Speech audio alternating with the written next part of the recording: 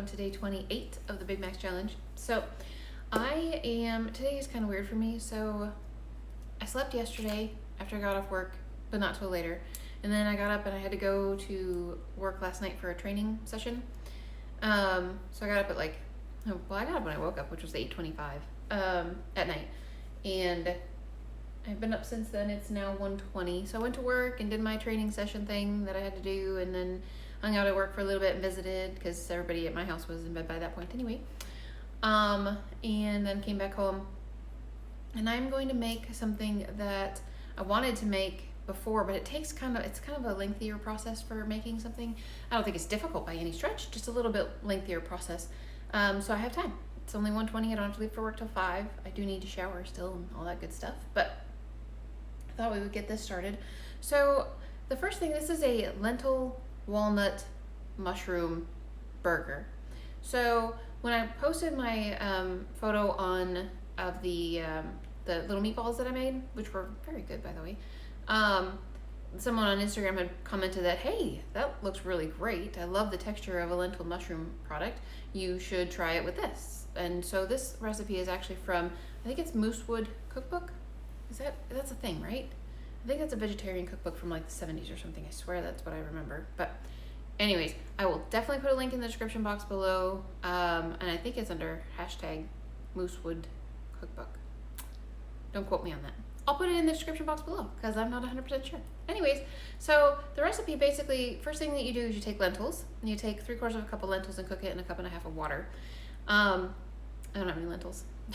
I was like, seriously, how do I not have lentils? But I do have this container of mixed pulses, so just went ahead and use this. This is just basically lentils and split peas, a bunch of different kinds of lentils and split peas, but that's what's in there. So totally fine. I really don't think there's going to be any kind of an issue. So I went ahead and made those. You cook 3/4 of a cup, 1.5 cup water. You bring it to a boil and reduce the heat and simmer for about 30 minutes. In this case, it took a little bit longer because these took a little longer than 30 minutes to cook, but that's fine. They're cool. They're completely cool now. And so what you do after that is you get those going and doing their thing. And then you want to take I got some stuff chopped up ready to go. You take about a cup of minced onion and you want to saute that for about 5 minutes. It says in oil, I'm going to leave that out. And then you put in a bunch of other ingredients, which there's really not that many, to be honest with you. So you put in your mushrooms, which it calls for 10 large mushrooms, chopped up. 1/2 cup of walnuts that are minced. I actually did those by hand. It wasn't not nearly as difficult as I thought it would be. It says 1/2 pound of spinach, which is about 8 ounces. That's about 8 ounces. I've got a little bit less than that in there. Bought a 10-ounce bag. But when I got done chopping up that much, I was like, that's a lot. I'm gonna be done now. There's probably about 2 ounces left in the bag that I bought. Maybe close-ish. You also put in you're supposed to put in a teaspoon of salt. I'm just gonna go ahead and skip that. You're supposed to put in a teaspoon of dry mustard. So I'm going to put that in there. I hope that's not too much. It's a lot of dry mustard. Some black pepper. So then you cook that stuff for another 5 or 10 minutes until it's all well incorporated and stuff. And then you mix it into your lentils, which while that is cooking, you take your lentils that are off the heat, which is what these look like. Oh, you're supposed to put garlic in there too. You're supposed to put 4 teaspoons of garlic in there when you're cooking that. So that's what those look like. And you're supposed to mash these with 2 tablespoons of cider vinegar. So that's what I'm going to do right now. I'm going to mash this up and then cook this stuff and put it in here and mix it all together. The reason that this takes a little while is because once this has been done, you actually need to put it in the refrigerator for an hour. So before you form your patties and you cook it, you have to actually refrigerate it. So I'm gonna go do that part and get it in the refrigerator so it can sit for a little bit. And then let me tell you how long it takes to cook. So you can either saute them until they are in an oil, saute until both sides are heated and crispy, or you can just broil them for 5 to 8 minutes on each side. I'll just broil them. That sounds wonderful. That sounds very easy. Broiling it is. So I'm gonna go get working on this, and in the hour that this takes to refrigerate before I can get it into the oven, I'm gonna go take a shower and get ready for the day. And I'll see you guys in a little bit. All right, guys, so I'm actually done cooking the spinach and mushroom and let's see what else is here, onions, and anyway, I'm done cooking this, and I'm going to mix in it calls for 1/2 cup of breadcrumbs, but I'm actually going to use 1/2 cup of these are the crumbs that come out of the soy curls when you buy a big box. So I'm going to mix that in there. And then I'm actually going to put this into this dish because I figure it'll be easier for me to try and mix and not scrape up my coated pan. So yeah, I'm going to mix this together. I just thought it was really pretty, so I wanted to show you what it looked like. I'm going to mix this together, and then I'm going to put it into here, and then I'm going to put it in the refrigerator. And I will see you guys in a little bit with some burgers. All right, guys, so I am done cooking, and this is interesting. So do you guys have a burger press? I'm sure they have a bazillion different types of this, but it's got just a bottom piece to it, and the one that we have has this little piece that slides onto it. We use this a lot when we used to make ground turkey burgers or ground beef burgers, which obviously we don't use anymore, but it does work really well usually for a veggie burger to help them hold them together. So you put this stuff in here and you push this on there and you push it and turn it, and it's wonderful. It's really awesome. I've had great success making veggie burgers if you want to go to the effort of getting this out. The problem with this is that if your veggie burger mix is very sticky, it sticks to this really badly, and then you slide this off of here, and then the burger's right there, and you pull this off, and you have to pull this off type thing, and it doesn't always come off very nicely. Well, if your burger mix is not very sticky, it comes out of here real nice. But it doesn't stay in burger form very well at all. So these smell wonderful. They didn't stay together at all, like not at all. So take a look at this. Isn't that hilarious? Like this one, when I flipped it, just went everywhere, and I was like, okay, scoot that back together. The other ones, they flipped okay, but then while they were cooking on the second half, they have fallen apart. So let's do a test on this and see what the flavor is like. They just came out of the oven. They're very hot still.